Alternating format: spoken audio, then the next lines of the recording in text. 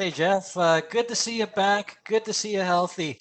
Um, I wanted to first off say just congrats on the main event as well. I imagine that's pretty exciting and a good confidence boost to know that the promotion would turn to you, especially when there's two former champs on the card.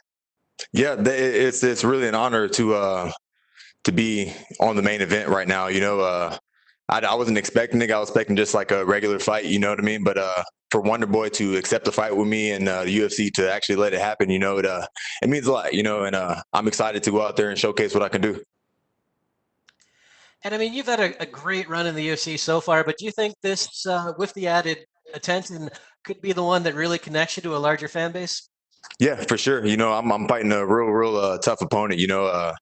People bring up his age. You know what I mean? 37. That he's 37, but he's still in his prime. You know what I mean? I feel like if you watch his last fight with Luke, he's still Wonder Boy. You know what I mean?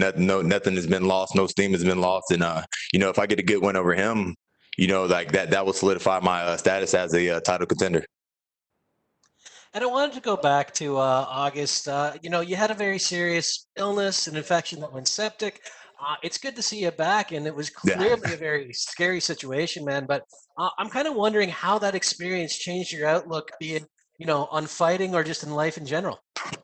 Honestly, it really didn't change anything. I always had a real positive outlook on life before that. You know what I mean? And that probably is my mindset when before I got sick was probably helped me get through the sickness. You know what I mean? Because the whole time I was sick, not once it crossed my mind that I wouldn't be fighting again. Not once it crossed my mind that I was going to die. Like one moment I had a thought that hey, I need to get something checked out because I really might be dying. But other than that, I knew I would be fine and I knew I would push through and make it through. Once you were released from the hospital, I mean, how long was it before you felt 100% and, were training full force in the gym?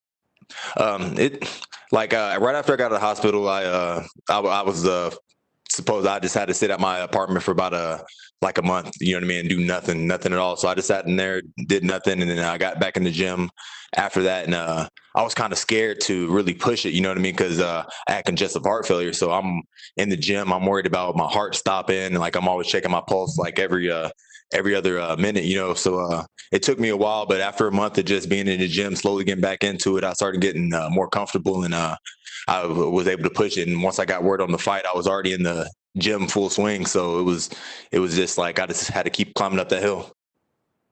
As a guy who's had a few heart issues over the years, I feel you. I'm checking your pulse all the time. Yeah. Uh, Preparing for Wonderboy, man, his style is so well known, but there aren't a lot of guys out there quite like him. Did you bring anyone in to mimic that in sparring or do anything special to prepare for him? Then nothing special as far as my training camp. I didn't bring anybody in either. You know what I mean? I was going to bring a couple people in, but we had the guys at our gym that were solid training partners. I had Uriah Hall, Ryan Spann, and Stevie Wynn. Charles Bird also, he's good at mimicking other people's style. And the first three I named, they all come from karate, traditional karate backgrounds, kind of. So you know what I mean. They gave me real good looks and real good insight on the things I need to do and the things I shouldn't do going into this fight with Wonderboy. And last one for me. I mean, obviously now you're in a 5-round fight. How does that change things for you? It doesn't change anything. I haven't fought any 5-round fights except for one time in the regional circuit, but even my coach, Coach Safe, he prepares us for five-minute rounds, regardless if it's a 3 5-minute round fight. So I'm ready for it. It didn't change anything in my camp, and it didn't change my mindset going into this fight. All right. Well, thanks very much, and best of luck this weekend. No problem. Thank you, man. We'll take our next set of questions from Omer Murtsavici with S Sport. Hello, Geoff. How are you? I'm doing good. How you doing, man? Thanks, man. Thanks. You have been a winning streak. Do you think you beating Stephen will be enough for the title match? Say that one more time. Do you think you beating Stephen will be enough for a title match? Yeah, maybe. It might be. I might have to get one more fight after I beat him. Depending on what I do. Like I said, if I do a spinning backwards tornado kick and knock him out, then I'll for sure get a title shot after that. But even if it's a really really good fight and I look really impressive, but I'm just looking to get the win and one more fight after that, then fight for the title. That's my plan. Okay. My other question: Can we say is the biggest match of your career? Yeah, it's the biggest matchup of my career for sure. Yeah, you know what I mean. And honestly, every fight in the UFC has been the biggest matchup of my career. You know, like every fight is detrimental. Even before the UFC, it was even worse before the UFC because you know, like you can't take any losses on the regional circuit because that would derail your chances of being in the UFC. So each fight I've had is always meant the world to me, meant everything to me, and it's always been a must win. So like this fight I'm walking into, this must win. I have to win. I can't lose. I won't lose. Okay, my last question. What do you think about Colby, Usman, and Jorge Triangle on welterweight division? I don't think much about them right now. I'm only thinking about Wonderboy. We'll talk about them after. Okay, thank you. Good luck on Saturday. Cool. Thank you.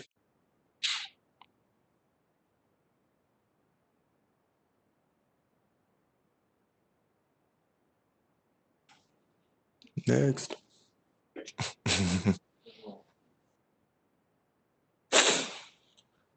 Oh, sleepy. We'll take the next set of questions from Damon Martin with MMA. Hey Geoff, coming into this fight, a lot has been made about, Wonderboy's ranking number 5 in the world, and there would be something to be said about him having the pressure on him because, obviously you're lower ranked in the rankings. But do you feel like that there is a certain level of pressure on you because this is your chance? This is your opportunity to get in that top 5. Do you feel that a little bit? I mean, do you embrace that pressure? I say I don't feel any pressure, but I mean there is pressure there, if I'm being honest. But I don't let the pressure get to me. It's in my eyes, it's just another fight. You know what I mean? I'm gonna go out there and I'm gonna fight to the best of my ability. And if that's not enough, then that's not enough. That just means I need to go back to the gym and train more. So right, like in this moment right now, there's no pressure. I don't feel any pressure. I know what I'm capable of, and I know I'm prepared for this moment. So I'm just gonna go out there and do what I do. Without getting too deep in the woods on game plan, and because obviously you're not, Jorge Masvidal, you're not Vicente Luque, but when you look at the guys who have lost to Wonderboy, what do you feel like is the biggest mistake they're making in terms of the way they're approaching the fight? Because he does have a very creative, very unique style, but there are certain guys who they just haven't been able to adapt to it. They haven't been able to figure it out. What do you feel like is the biggest mistake guys have made with him? A lot of them, they take too much time trying to figure them out. It's real hard to give my take on it without giving too much away of what I'm going to do. But what I will leave it at is they spend a lot of time. Wonderboy does a good job at making the other person think more than they should. We've seen, Wonderboy, his chin has been tested before. Obviously, credit to Anthony Pettis getting that crazy knockout over him, but he's taken big shots from guys like Tyron Woodley, who I think most people would agree is one of the heaviest punchers in the division and survived. Yeah. What does it say if you're able to go out there and knock out, not just beat Wonderboy, but knock out a guy like Wonderboy? It says I got power. You know what I mean? That's how like when I envision the fight, that's one of the things I envision, like me taking it by knockout. You know what I mean? But I know it's not an easy thing to do. You know what I mean? He's been hit by some heavy hitters and he hasn't went out. He got hit by Pettis, but that was one of those punches. But it just says I got power and I'm ready for the belt. You know what I mean? If I could take out Wonderboy, there's no denying me. You know what I mean? And last one for me, Geoff, both you and Wonderboy, I talked about you guys before the fight. Both of you kind of expressed, similar feelings on the whole, hype versus reality thing in the welterweight division. Mm-hmm. So much talk. And obviously guys like Colby have proven themselves, but they also talk quite a bit. But are you okay with kind of that workman-like attitude that you have where you're not going to say crazy things to get attention? You're just going to go out there and fight. And, are you confident that will get you to where you want to go in terms of the title shot or contender spot after this fight? Yeah, I'm going to stick with what got me here. You know what I mean? I didn't get here by running my mouth, and that's not me. You know what I mean? I'm not gonna put out this persona that's not me. So I'm gonna stay true to myself. And if me staying true to myself doesn't get me to the title, then I'll go to sleep happy. You know what I mean? I'm gonna keep my dignity and keep my honor intact, and I'll be happy. But I really feel like I can get there just by my fighting style and what I do in the cage. You know what I mean? People want to see fighters like me going out there, you know what I mean, striking, trying to knock the other person out, So if I keep on winning, keep knocking people out, I'll get to where I need to be. Thank you, Geoff. Thank you. God, no, let me The next set of questions from Pablo Santamaria with Multi MMA Ecuador. Hi, Jeff. Can you hear me? Yeah, I can hear you. It's been a year since you fight the last time. So, what can I expect from you in this fight? Are you happy? What do you feel coming into this fight? I just feel like that year it was a blessing, but there was also a lot of bad things that happened this year. But I got a lot of time to work on different things. You know what I mean? I started the year working on different things in my style and my game, and I didn't know why I was doing it. I was just doing it just to play around, just to try something different. And then when I got this call about the Wonderboy fight, I'm like, this is perfect because I've been working on this all year. So I'm going to get a chance to showcase the things I've been working on, and let's see if it works. Okay, I get it. So, you were supposed to face Neil Magny, and then you fell out of the fight. And when you get offered Wonderboy, what was your reaction when they offered the fight against Wonderboy? Yeah, I was surprised first. You know what I mean? For Wonderboy, like I had no, like, you know what I mean. When I thought about the potential people I can fight, Wonderboy wasn't even like in the realm of thought. You know what I mean? I wasn't even thinking about him. You know what I mean? I thought he deserved somebody above him. You know what I mean? I've been thinking that. I've been saying that for a while. But he accepted the fight with me, and I couldn't be happier. You know what I mean? For whatever reason, I'm grateful. You know what I mean? He's giving me a shot at really making a name for myself, and I appreciate that. Okay, so where do you think Wonderboy is more dangerous? We know he's a very good striker, but do you think like the middle kicks or the push kicks are the important key in his game? He's honestly, his hands are dangerous too. You know what I mean?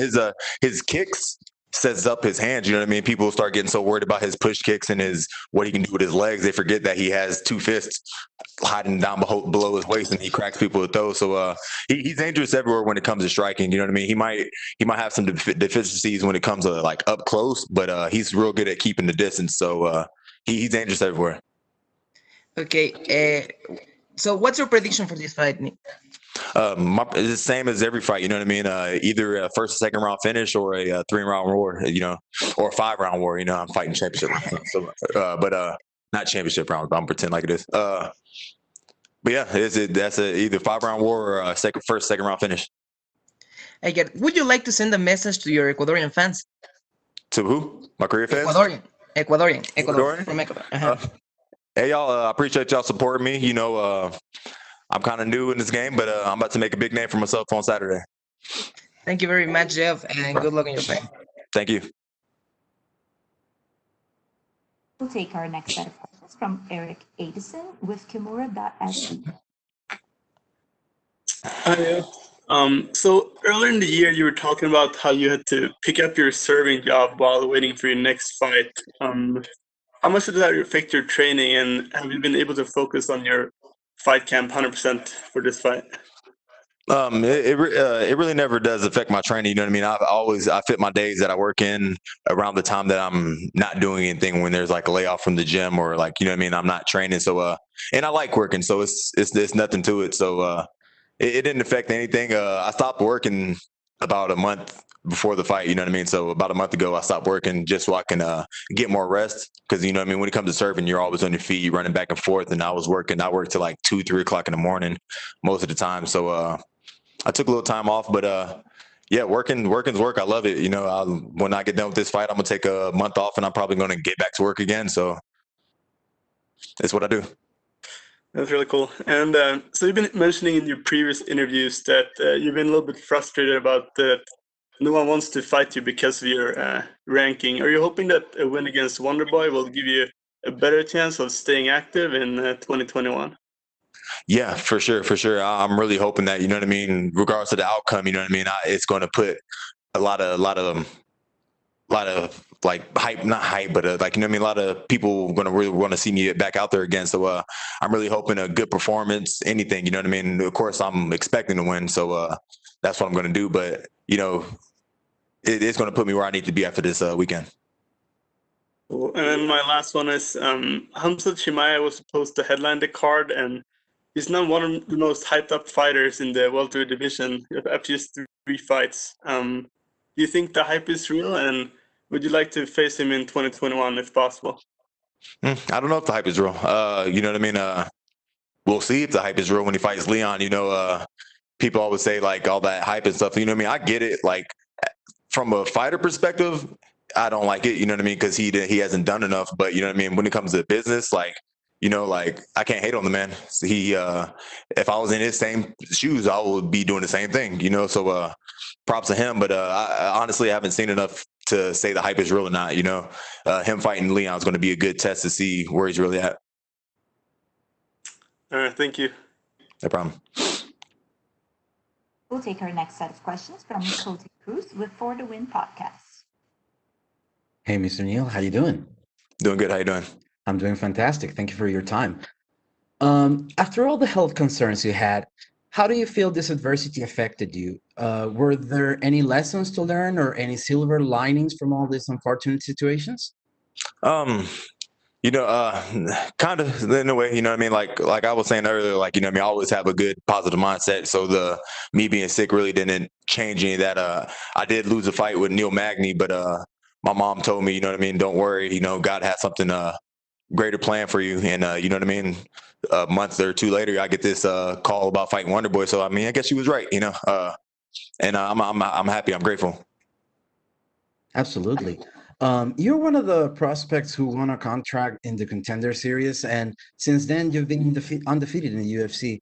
What do you think about the opportunity that the Contender Series provides to show your skills in the most prominent promotion in MMA? It was great. You know what I mean? When I fought for the Contender Series, I really didn't know too much about it because it was like, I guess it just started. I think it was like the second week or something that I fought on. And I had just fought the week before.